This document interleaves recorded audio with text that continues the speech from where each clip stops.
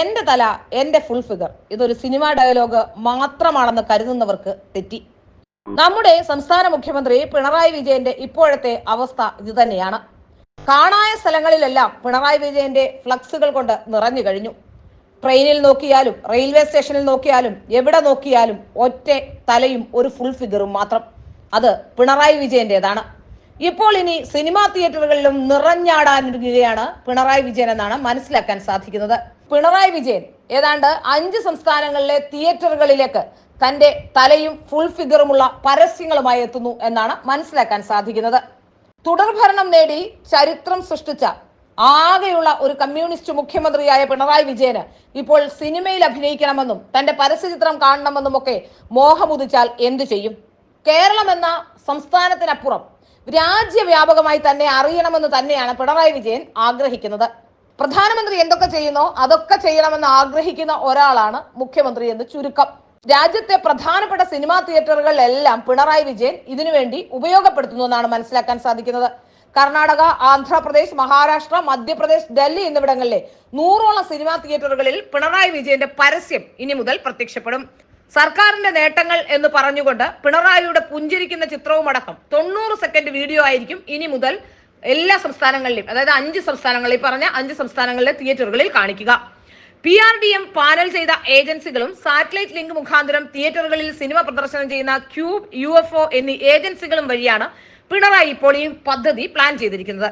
18,19,843 രൂപ ഈ ആവശ്യത്തിനായി ഈ മാസം 2-ന് അനുവദിച്ചു കഴിഞ്ഞു. തുക ഇനിയും ഉയരുമെന്നും മനസ്സിലാക്കാൻ സാധിക്കുന്നു. പണം പ്രശ്നമല്ല, തന്റെ തലയും ഫുൾ ഫിഗറും വേണം എന്ന് തന്നെയാണ് പിണറായി വിജയന്റെ നിലപാടും.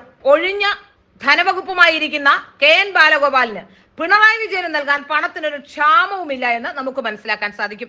സംസ്ഥാനത്തിന്റെ സവിശേഷമായ നേട്ടങ്ങൾ, വികസന പ്രവർത്തനങ്ങളിലെ മാതൃകകൾ എന്നിവയെ അടിസ്ഥാനമാക്കിയാണ് പരസ്യം തയ്യാറാക്കുക എന്നാണ് ഇവർ പറയുന്നത്.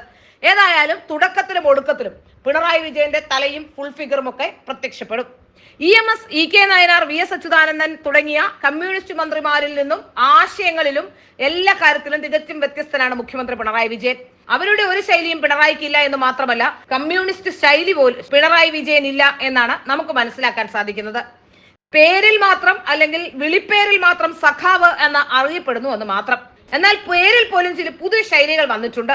ആരോഗ്യമന്ത്രി വീണ ക്യാപ്റ്റൻ എന്നും വിദ്യാഭ്യാസ മന്ത്രി ബിന്ദു, ഉന്നത വിദ്യാഭ്യാസ മന്ത്രി ബിന്ദു ജൈവ ബുദ്ധിജീവി എന്നുമൊക്കെയാണ് പിണറായി വിജയനെ വിളിക്കുന്നത്. ഏതായാലും എന്റെ തല എന്റെ ഫുൾ ഫിഗർ എന്ന സരോജ് കുമാർ ശൈലി പിണറായി വിജയൻ ഏറെ ഇഷ്ടപ്പെടുന്നു എന്ന് തന്നെയാണ് നമുക്കിപ്പോൾ മനസ്സിലാക്കാൻ സാധിക്കുന്നത്. നവകേരള സദസ്സിന്റെ ചെലവുകൾ പുറത്തു വന്നപ്പോൾ തന്നെ നമുക്ക് മനസ്സിലായതാണ് അദ്ദേഹത്തിന് തന്റെ തല തന്റെ ഫുൾ ഫിഗർ എന്ന ആ ശൈലി വലിയ രീതിയിൽ യോജിക്കുന്നുണ്ട്, അതിൽ അഭിനമിക്കുന്നുണ്ട് എന്ന്.